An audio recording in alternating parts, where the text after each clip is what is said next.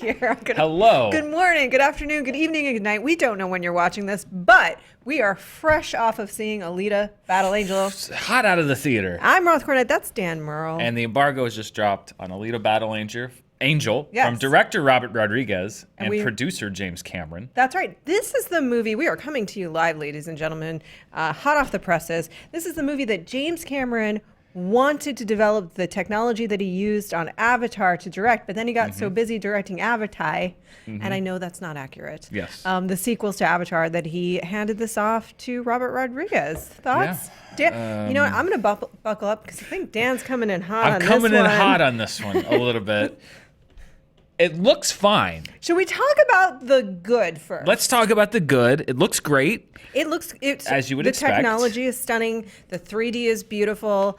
James Cameron, whether he is producing or directing a film that is heavily reliant upon technology, and particularly 3D technology, which he is in love with, it is his everbed mate, is meticulous. And I have never seen a movie that he produced that was meant to be in 3D that did not, at the very least, look gorgeous. There are some solid action sequences in there. Yeah, there's some interesting world building. There's world building.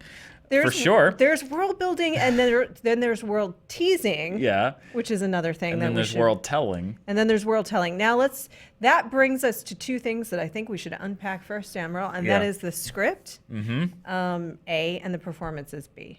Yeah. So which do you think?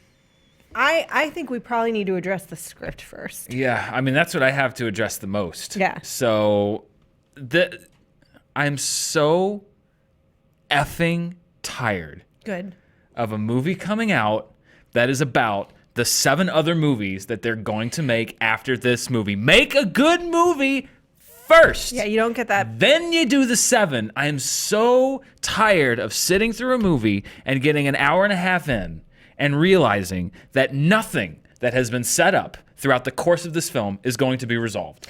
That it is all set up. I'm sick of it. I'm sick of it, Roth. I'm sick and tired of it. I know that people don't get as angry about it as I do because they may not see as many movies as I do, but I see a lot of movies and I'm so effing sick of it. Would I'm you tired say of it. you're mad as hell? And I have to take it You're forever. still going to have to take it for quite a little while because it is, in fact, your job. It Yes. is an occupational hazard for you, Dan Murrell. I have to agree. It took me, I think, a little, because I really was starting to edge. Like, this is a movie that is simultaneously very, very long, and I mean that legit, both factually in length. It's a long runtime, but it also feels its length. I part of my soul is still in that theater, I believe, watching this film. And yet at the end, it has not even begun to tell a full story. No. It is, if anything, the prologue before the book begins. And added to that, what I was really surprised about was it's relatively sparse in terms of the characters. There's not that many characters, and yet the relationships were so underdeveloped by the time we get there that we're just meant to believe people have met and very quickly form live or die, I will die for you, I will kill for you kind of bonds. It's incredibly difficult to access on an emotional level. I do not know how great visionary talents keep doing this. The movie I kept thinking of, particularly through the last hour of this is Mortal Engines all over again. Good visuals and just not a clue about how to adapt this source material or tell one opening story in any sensible way without going into just 80 million things that you're going to pay off 4 movies down the line, setting up a villain in this one that you see. They cast somebody in it. They cast a pretty They cast a big name in it, but has nothing to do with it. There's a huge action centerpiece, like the third act. There's no really act structure to this, but let's say the beginning of the third act. Sure. There's a huge action centerpiece that is completely inconsequential to the rest of the movie. They have this huge thing, and like they state, like, here's the goal. The goal is that you're going to do this, and at the end of this is the result that you need. And they literally, Alita jumps out of it. She literally jumps out of the action sequence to go do something else in the middle of it, and to do a different action sequence, and it's like, you are James Cameron co-wrote the screenplay. Yes, he did. You are James Cameron. You made some of the most successful movies of all time. You made some of the best movies of all time. Made one of my favorites, Terminator. Yes, you know how to tell a story. Yeah. You know how to tell a story, and you know how to make a film that sets it. He did it with Avatar. You know how to make a complete film that has enough richness to the characters, to the worlds, to go back to. That's what he spent the last 10 years doing. And yet, this movie is just set up the movie with.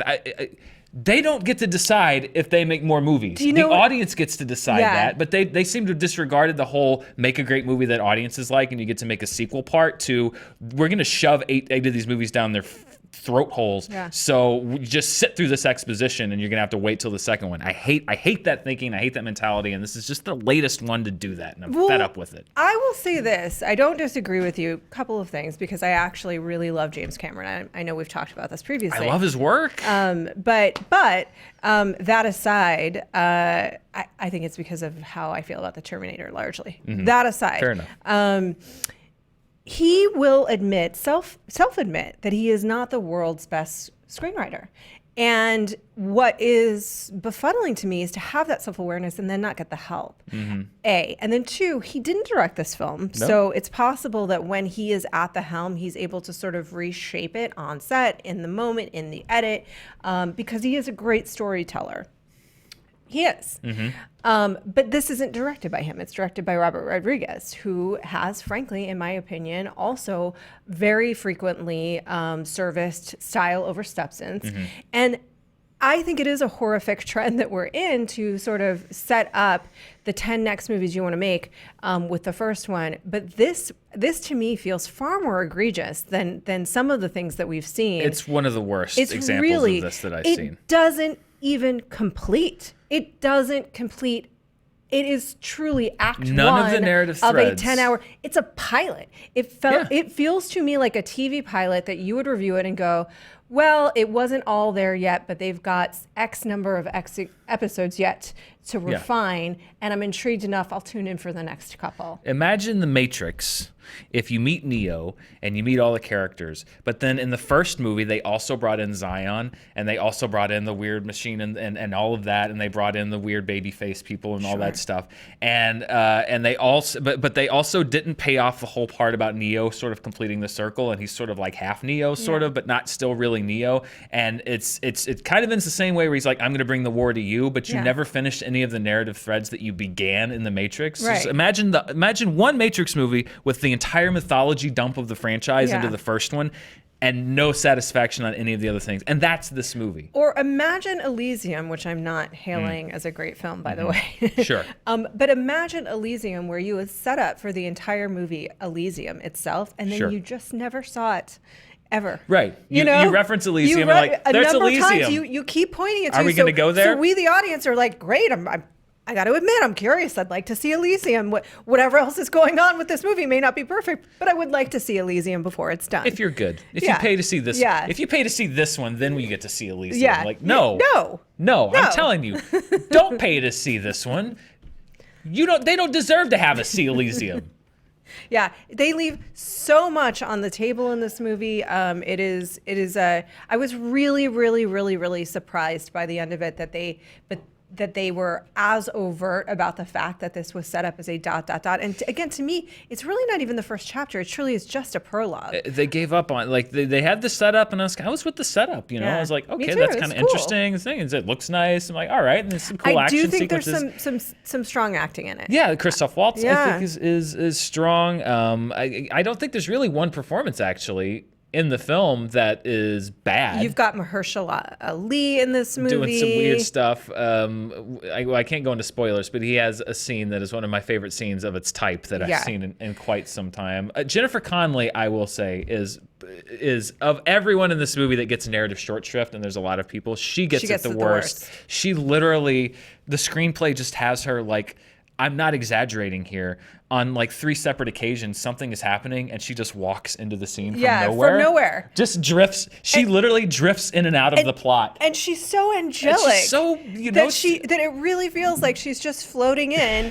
and then floating back out. But not only that, she floats in as one character in one narrative, and then she floats back. She floats in as a villain, and then she floats back out as a real human. She gets the worst of it. She gets the absolute worst of it. And so that's what I wanted to say about the script versus the acting. acting. This is not on the fault of the performers. No. And there's so much that this movie has going for it. I do think it's really visually dynamic. I think there's a cool world in there. I think that I love science fiction, so I'm drawn to those kinds of worlds. This isn't, I know it's, I'm not familiar with the source material, so admittedly, not at all. I can't say whether it's honoring that or not. And then, do you? I don't. I imagine maybe if you do know it, then you might appreciate this film a little bit more because you know what's going to happen or what is happening. There's lots of I didn't know what was happening. There's some strong vignettes in there. There's little pieces. There's moments that make sense. There's moments that feel strong and compelling to me. And then I would just find myself drifting off into like pages of what felt like exposition, set against incredibly beautiful doughy eyes. And it really, the story and the structure of the story and the lack of commitment to tell one story, I think destroys this film. It does. And even outside of the story, the screenplay itself is not very strong. It's got every cliche you can imagine. It literally has it's only a cat moment. Yeah. All of that is there. It's frustrating because literally. They literally have huh? Oh, it's just a cat. No, it's not. That's the disappointing thing is the look is there. I think if you like action, the action is there. The performances are there. This was a failure on a creative level of just not giving this the respect to just make one strong story, and I think you could have done it. It started out that way, and just allowing people to dictate if you make another one, and letting the best motivation to making a sequel is making a movie that everybody loves and everybody goes to see. Yeah. And it seems like people have forgotten that, and they're like, before a frame has been shot, we're making 5, and we're structuring every movie like we're making 5. Yeah. No. Unless you are Lord of the Rings or something like that, where people know the trilogy and you can actually have a plan to do this. You cannot do that. Avatar didn't even do that. And also, by the way, Lord of the Rings they are complete stories. Yeah. They are complete stories. They're pre-written complete stories. Yeah, they lead into one another, and there's a number of other things that would just work far better about Lord of the Rings. Yeah, I don't. Not a recommendation, Yeah, and I'm actively annoyed with Yeah. this film, which is rare. I try to not be, but I am. Not a recommendation from me either, and I'm actively disappointed in this film. And the only thing that is served to do is whet my appetite to go read the source material, because I do think it's an interesting world and an interesting character, and I would like to get to know it a little more. I'm irritated that I'm left with so many questions after seeing the film that should have given me a far richer experience of this world and this character. And I think it's really a waste of incredible technology. I mean, the technology is amazing. I agree. You can't fault. You can't fault that. No, you can't. Yeah, and it's weird because in the TV commercials or on the online ads, I think it looks a little uncanny valley like. It works in the context. It works in the context. It really does. So I guess that's good. Yeah, I guess so. So Alita Battle Angel comes out in a couple weeks. They chose the date when we could review it. So who knows? Maybe everybody else loved it, and Roth and I are the only two in the theater. People that walked out of the theater saying, that wasn't much. We'll see. And yet it's still happening. So long. You got a couple more weeks, but when you do see Alita Battle Angel, what did you think of the film?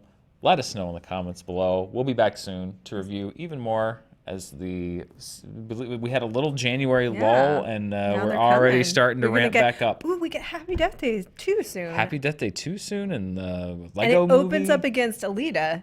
Oh, that's right. Going to be interesting. That'll be interesting. I am curious to see what this film does, because I suspect I don't know how well this movie's going to do. But that's another show, Roth. Yeah, and it'll be coming up on the Monday after Alita opens. Yes, it will. Thank you for watching, and we'll see you soon.